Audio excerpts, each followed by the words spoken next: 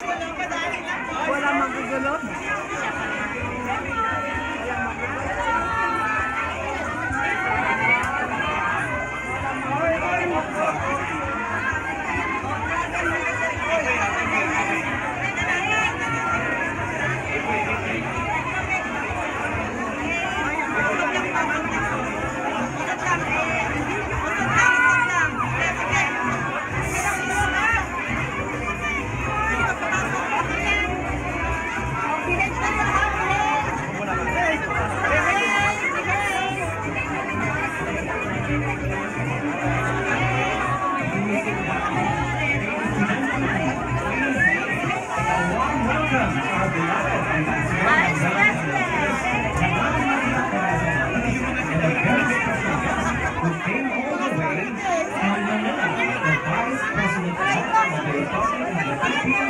Maria Leonor Robredo.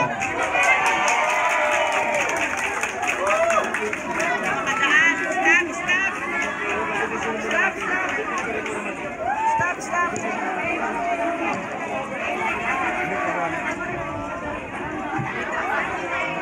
Reminder lang po, no? Bawal po ang flash.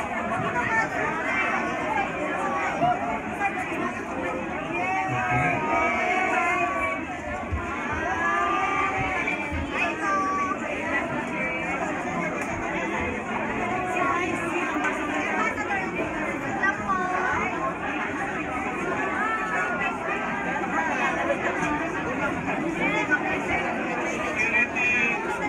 Giselle, can we request para ma-enforce ang ating security? Okay. Can we all calm down? Kalma lang po tayo, no? Mag-start na po tayo ng program. Excuse me po, the people on stage, no? Ating mga cameraman, Sir Alan, yung mga group po ninyo para makapag-start tayo, hindi makadaan si Ambassador. Okay.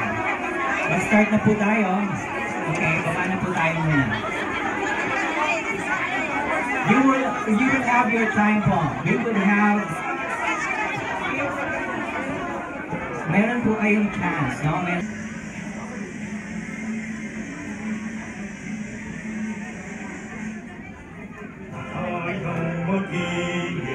Rilas ng sinanganan, alam na puso, sa itim mo'y buhay. Lupang hinirang, huyag man ang magiging, sa manlulupi. Di ka pasisiin, sa dagat at bundok, sa simoy at sa langit mong bukaw. Mahilag ang tula at awit sa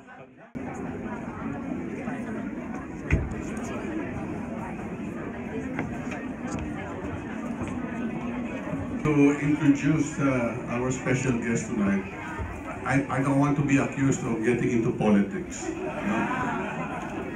But anyway, I met the Vice President 4 years ago in a seminar. And when I went home, I told Mrs. Lopez, Leni Robredo is going to be somebody very important for the country someday. Mark my word, in 3 and a half, she won despite against all odds, you know. I'll just limit it to that. But she is going to be one of the most outstanding public servants that you will ever see, you know. Talaga, she's very sincere. I was talking to somebody only this afternoon dun sa design exhibition. What do you think? She's so simple, sabi sa akin.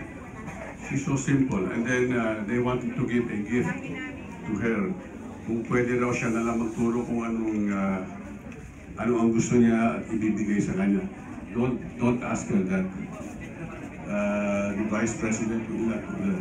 If you want to give her something, okay. Pero don't ask her to point kung ano ang gusto niya. Hindi siya ganun. You know? And that's to show you how very simple she is. This is the kind of a vice president that the country will be getting in the next 6 years. So, thank you very much, Madam Lady, for honoring us here with your presence, and I'm sure the Japanese people will more than welcome you here again in the near future. So, I think we'd like to hear from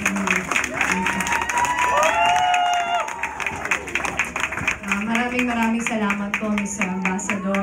Magandang gabi sa inyong lahat. Unang-una po, syempre pagbigay galang natin kay Ambassador and Mrs. Lopez. Maraming salamat po sa imbitasyon ninyo. Alam niyo po, medyo biglaan yung aking pagpunta. Meron po akong personal na lakad, 2 araw sa Osaka. Inimbita po tayo ni Ambassador na sumaglit dito sa Tokyo. Gaya po ng sabi niya, dapat po bukas pa ako babalik, pero sabi ko po sa kanya, Ambassador, 29th wedding anniversary ko bukas. At kahit wala na akong ka-wedding anniversary, naging kaugalian po namin mag-iina na sineselebrate pa rin yun. Alam niyo po na wala yung asawa ko just after we celebrated our 25th wedding anniversary. Bago po sa akin lahat ito, siguro po alam niyo naman yung pinanggalingan ko. Yung asawa ko po talaga yung politiko sa amin. Yung asawa ko po matagal naging mayor. Bago po siya naging secretary ng Interior and Local Government. Alam niyo din po siguro yung nangyari sa kanya noong 2012. 2 taon pa lang po sa kanyang pwesto ay na-aksidente po siya no nag-crash yung kanyang eroplano. Pauwi siya sa amin galing sa Cebu. Sa hindi po inaasahang pangyayari, ako po yung naitulak dun sa kanyang mundo. Matagal ko pong sinabi sa sarili ko na never akong papasok sa politika. Sabi ko po noon, tama na isa lamang sa amin yung nasa mundong ito. Kasi hindi po talaga siya madali. Pero dahil po maraming panaginip ang sasabay sa asawa ko kung wala pong hahalili sa kanya. Akala ko po pinagbigyan ko lang ng 3 taon. Naging congresswoman po ako ng Camarines Sur ng 3 taon. Yung akin pong promise sa sarili ko at sa mga anak ko, transition lang po yun sa akin. After 3 years, hihinto ako sa politika. Pero sadya po yatang iba yung plano ng may kapal. At pagkatapos po ng matindi na eleksyon, nanalo po tayo by a hairline. Kukunti yung ating pinanalo. Naging pangit.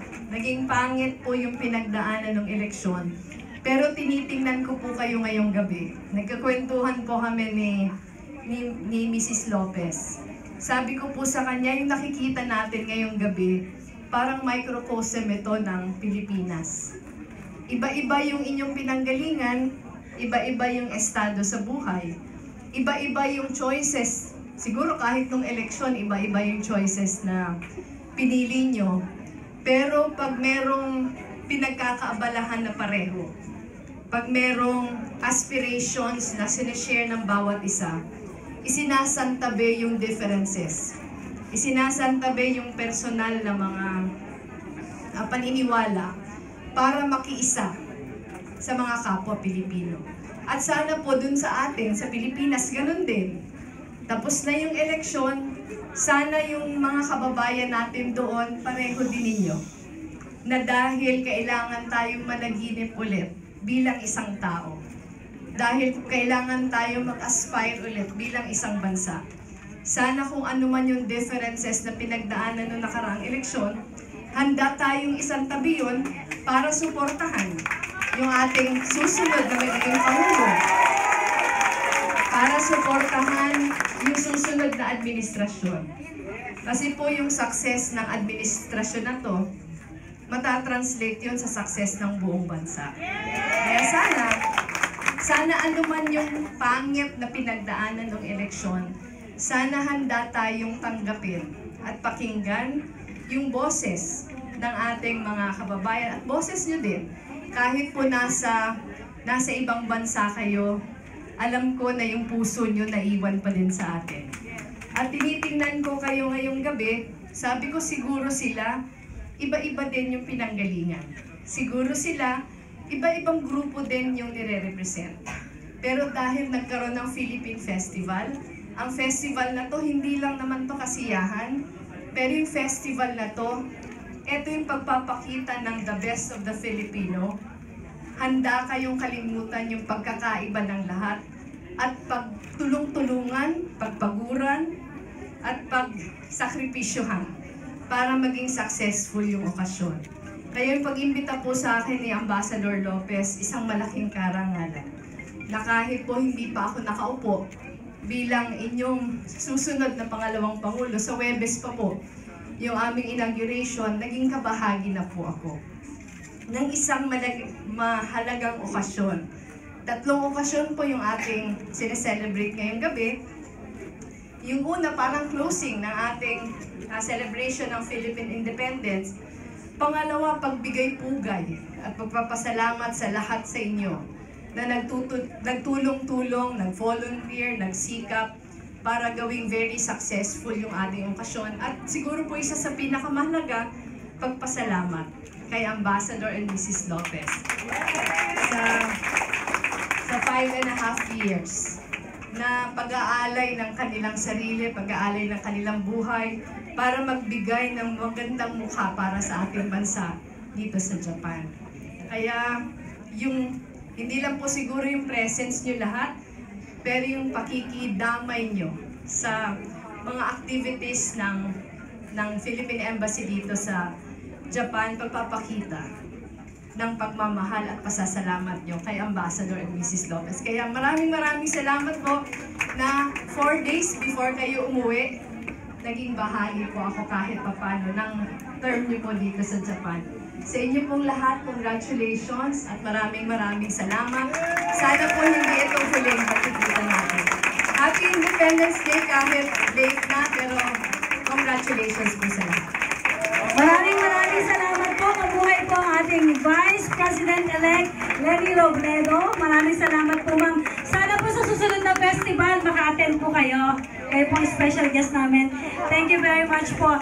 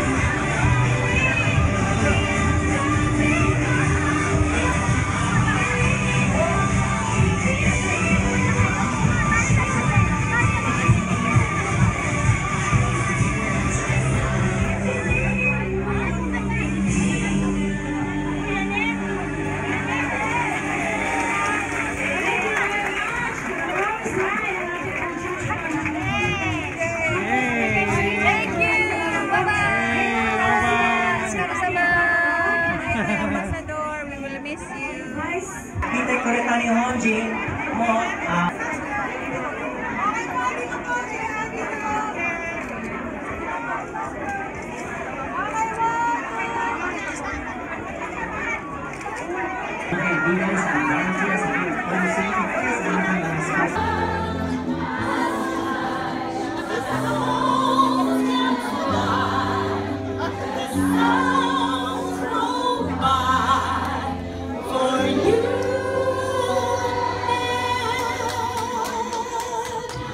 Sabay-sabay, ah. Lahat po tayo sabay-sabay. Ambassador. For you.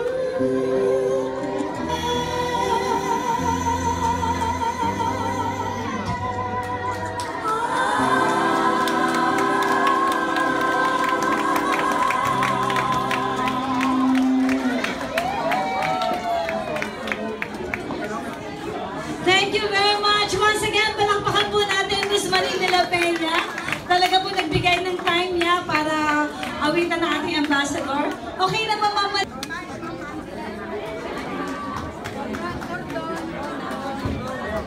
Sir, meron pa tayo isa na lang? Kaya pa ba? Sir, kaya niyo pa isang kanta? Para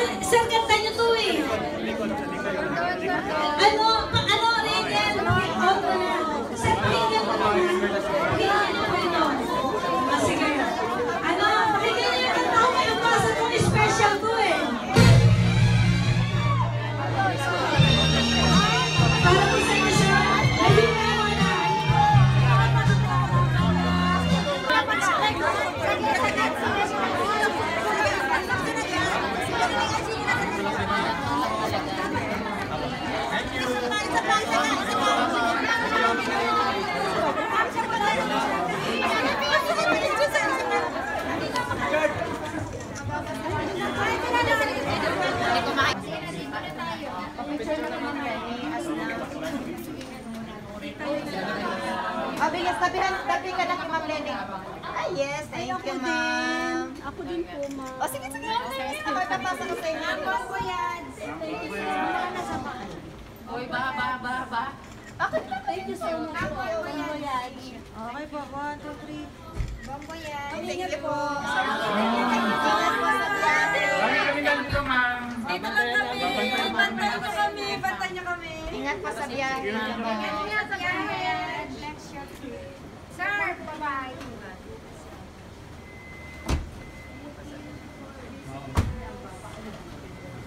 Oh, diba? Matara na, ikuyo. Susunod.